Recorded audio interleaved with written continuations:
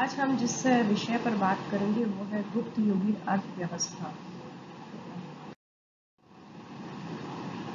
गुप्त युगीन अर्थव्यवस्था के क्षेत्र में जो सबसे ज्यादा योगदान जिस गुप्त सम्राट के द्वारा दिया गया वो था गुप्त सम्राट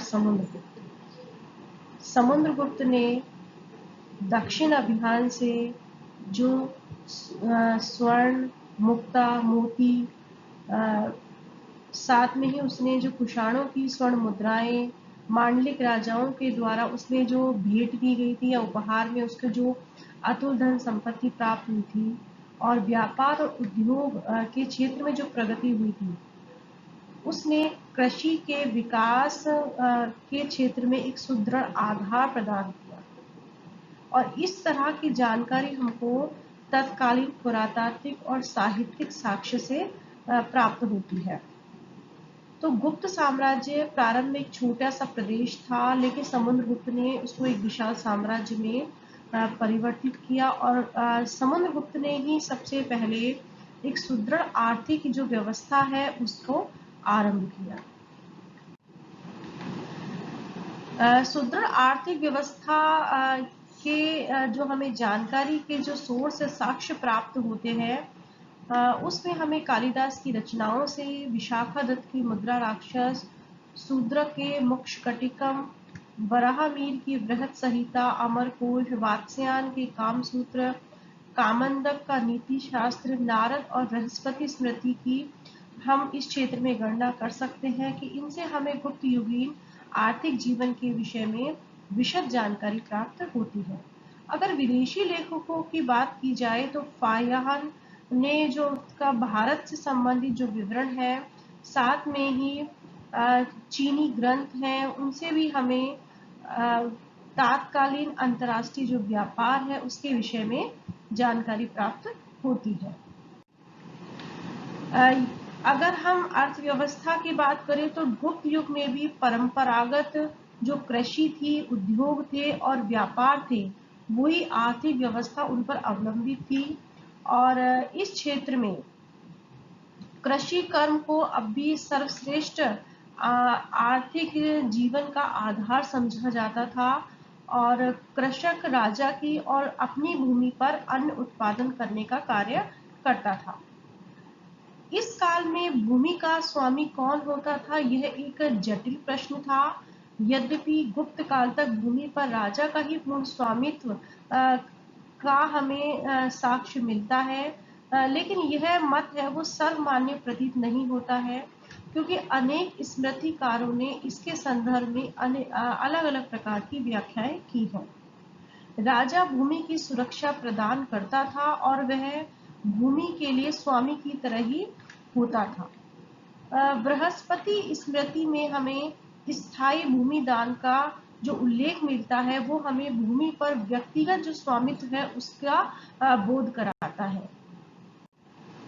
व्यक्तिगत स्वामित्व के बाद जो शेष भूमि होती थी उस पर राजा का स्वामित्व होता था, और राज्य में गढ़ी हुई जो संपत्ति होती थी वो उस पर भी राजा का ही अधिकार होता था। तो ये जो गढ़ी हुई संपत्ति पर जब राजा का अधिकार सिद्ध होता है, वो यह सिद्ध करता है कि भूमि पर राजा का स्वामित्व स्वीकार किया गया था। तत्कालीन जो अभिलेखों से हमें यह भी ज्ञात होता है कि राजा या राजकुल के लोग गांव या उसके एक भाग की भूमि को दान दे देते थे। इसका अर्थ यह नहीं है कि भूमि पर राजा का स्वामित्व था, बल्कि इससे दान पाने वाला उसके कर को वसूल करने का अधिकारी हो जाता था, जो पहले राज्य को मिलता था। लेकिन जब कोई नागरिक व्यक्तिगत रूप से भूमि का दान देता था तो उस भूमि पर उसका स्वामित्व होता था, लेकिन दान देने के लिए उसे प्रशासन की अनुमति लेना आवश्यक थी, क्योंकि भूमि को स्वामित्व से मुक्त कराने का अधिकार राजा के पास ही था। और इस तरह के उल्लेख हमको अभिलेखों से भी मिलते हैं कि भूमि को एक बार दान देने के बाद शासक या उसके वंशज उसे वापस नहीं ले सकते थे। तो संपूर्ण भूमि के स्वामित्व का संबंध राजा से था। यद्यपि इस संदर्भ में जो अलग अलग इतिहासकार हैं उनमें एक मत का अभाव हमको पाया जाता है। गुप्त काल में कृषि मुख्य जीविका का आधार था और भूमि के 3 प्रकार पाए गए थे, जैसे कि नाल, खिल और वास्तु। नाल भूमि को उपज के अनुसार अनेक भागों में विभाजित किया गया था। खिल भूमि थी, वो छोटे-छोटे टुकड़ों में होती थी, परंतु बड़े खेतों के अस्तित्व के संकेत भी हमको मिलते हैं, जिन पर मजदूरों से खेती कराई जाती थी। कृषि योग्य भूमि को बढ़ाने के लिए लोग प्रयत्नशील रहते थे और राज्य भी बंजर भूमि को कृषि योग्य बनाने के लिए प्रोत्साहित करता था। हल से या लोहे के बड़े फाल से भूमि को कृषि योग्य बनाया जाता था, जिससे कि भूमि गहराई तक बोड़ी जा सके। गुप्त युग में जलवायु के अनुसार वर्ष में 3 फसलें पैदा होती थी और जो मुख्य फसलें थी वो थी गेहूं, जौ, दालें, तिल, कपास और गन्ना। इस समय धान की 4 किस्में प्रसिद्ध थी, जिसमें कि शार्ली, कलम, श्यामक और निवार आदि थी। हमें वृहत संहिता से हमें कृषि के कार्य में काम आने वाले उपकरणों की भी सूची मिलती है और उपकरण तोड़ने पर 100 पर्ण दंड दिया जाता था। कृषि क्षेत्र में उत्पादन वर्षा पर निर्भर थी, लेकिन वर्षा पर ही पूरी तरह से कृषि का कार्य निर्भर नहीं था, बल्कि सिंचाई की व्यवस्था भी राज्य के द्वारा की गई थी। जैसे कि हमें जूनागढ़ अभिलेख से स्कंदगुप्त द्वारा सुदर्शन झील के बांध को टूटने पर उसकी मरम्मत किए जाने का हमको उल्लेख मिलता है। इसी प्रकार से हमें अफसद अभिलेख से ज्ञात होता है कि आदित्य सेन की पत्नी सिंचाई के लिए एक विशाल जलाशय उसके द्वारा बनवाया गया था और राज्य के द्वारा सिंचाई पर भारी व्यय किया जाता था। इसके अलावा कृषि कर्म के अलावा उद्योग धंधे भी प्रचलित थे और उद्योगों में जो वस्त्र उद्योग था वो विकसित अवस्था में था। कालिदास की रचनाओं में और बाणभट्ट की रचनाओं से हमें जो वस्त्रों के जो प्रकारों में सूती वस्त्र उद्योग, ऊनी और रेशमी वस्त्रों के साथ साथ अलसी और छाल के कपड़ों का भी हमको उल्लेख मिलता है। साथ में ही हमको रेशमी वस्त्र और का भी उल्लेख मिलता है। अमरकोश में भी वस्त्रों के अनेक प्रकार के नाम मिलते हैं और इस समय जो वाराणसी था वो रेशमी वस्त्र के लिए, मथुरा सूती वस्त्र के लिए और कुंड प्रदेश छोम वस्त्र के लिए प्रसिद्ध था। कालिदास ने चीना शुक का उल्लेख किया है। मंदसौर लेक में रेशम बुनने वाले तंतुवायों का भी हमको उल्लेख मिलता है। साथ में ही हमें तात्कालीन अभिलेखों में आय के 5 स्रोत गिनाए गए हैं, जैसे कि नियमित कर, सामयिक कर, अर्थ के द्वारा प्राप्त होने वाली आय, राज्य की संपत्ति से प्राप्त होने वाली आय और सामंतों को जो उपहार प्राप्त होती है उनसे भी राज्य को आय होती है। इसके अलावा आभूषण और मणि माणिक्यों का व्यवसाय भी उन्नत अवस्था में था और बराहमीर ने अनेक प्रकार की मणियों का उल्लेख किया है, जिनमें हमें आभूषणों में हमें हीरा, लाल और नीलम का प्रयोग किया जाता था। कालिदास ने भी हमें अनेक आभूषणों के नाम गिनाए हैं और हाथी दांत के जो आभूषण थे वो पर्याप्त मात्रा में लोकप्रिय थे।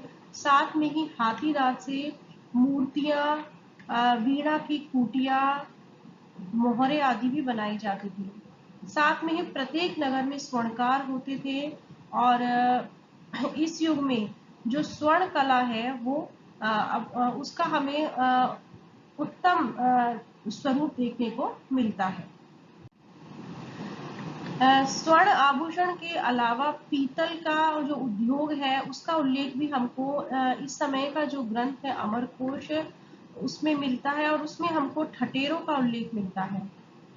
सुल्तानगंज से हमको गुप्त युगीन 7112 फीट ऊंची बुद्ध की एक प्रतिमा से ज्ञात होता है कि उस समय धातु कौशल का हमें एक ऐसा ये उदाहरण है जिसको देखने से प्रतीत होता है कि इस समय धातु उद्योग अपने उन्नति के चरम पर था। साथ में हमको इस समय के तांबे के और कांसे के पॉलिशदार जो दर्पण मिले हैं वो भी तत्कालीन धातु कला के सुंदर प्रमाण देखने को मिलते हैं। अन्य जो शिल्प या उद्योगों में हमें प्रस्तर कला का व्यवसाय भी उन्नत अवस्था में था। मथुरा, सारनाथ, पटना इसके महत्वपूर्ण केंद्र थे। भारत के अन्य प्रदेशों से इन मूर्तियों का निर्यात किया जाता था और प्रस्तर शिल्पियों के एक वर्ग ने गुहा को उत्कीर्ण करके चैत्यों का विहारे निर्मित कला करने की कला में दक्षता प्राप्त कर ली थी। गुप्तकालीन मूर्ति और चित्रकला के अवशेष इन शिल्पियों की कला के जीवंत प्रमाण हैं और मौर्योत्तर युग के गृह शिल्पी इस युग में भी विद्यमान थे। साथ में ही कास्ट का व्यवसाय भी इस समय उन्नति पर था और इस समय भवन निर्माण में और फर्नीचर में कास्ट का सुंदर प्रयोग किया जाता था। साथ में ही हमें मुद्रा राक्षस में नगर द्वार के निर्माण का भी उल्लेख मिलता है या निर्माण करते हुए दिखाई पड़ता है। और प्रस्तर गुहा उत्खनित करने से पहले गुहा की कास्ट अनुकृति बनाई जाती थी और समाज में जो कास्ट व्यवसायी है उनको बहुत ही आदर की दृष्टि से देखा जाता था। अब हम गुप्तकालीन व्यापार पर बात करते हैं कि गुप्त काल के में जो व्यापारियों की गणना समाज के प्रतिष्ठित वर्ग में की जाती थी। गुप्त काल में संभवतः कुछ गांवों का एक सम्मिलित बाजार लगता था जहां पर गांवों में निर्मित वस्तुओं को बेचा जाता था और इनमें से कुछ वस्तुओं को चुनकर व्यापारी कस्बों और नगरों के बाजार में बेचते थे। तो एक तरह से हाट बाजार इस समय लगाया जाता था। नगरों के बड़े व्यापारी चुनी हुई वस्तुओं को देश में और देश के बाहर भी निर्यात करते थे। बड़े व्यापारियों के साथ आवश्यक वस्तुओं को एक स्थान से दूसरे स्थान पर ले जाते थे। इस समय व्यापारियों के भी दो प्रकार थे, जिसमें से सेठी और सार्थवाह जो व्यापारी थे वो मुख्य थे। जो सेठी व्यापारी होते थे वो तो नगरों में रहते थे और व्यापार में ये लोग धन लगाते थे और पैसे का लेन देन करते थे। ये नगर अधिकरण के महत्वपूर्ण सदस्य होते थे और जो दूसरे प्रकार के जो व्यापारी होते थे वो अपने बड़े बड़े काफिलों के साथ एक स्थान से दूसरे स्थान पर भ्रमण करते थे। व्यापारी मार्ग सुरक्षित होने पर भी दुर्गम प्रदेश अरक्षित समझे जाते थे, इससे बड़े बड़े सार्थवाह साहस चलते थे।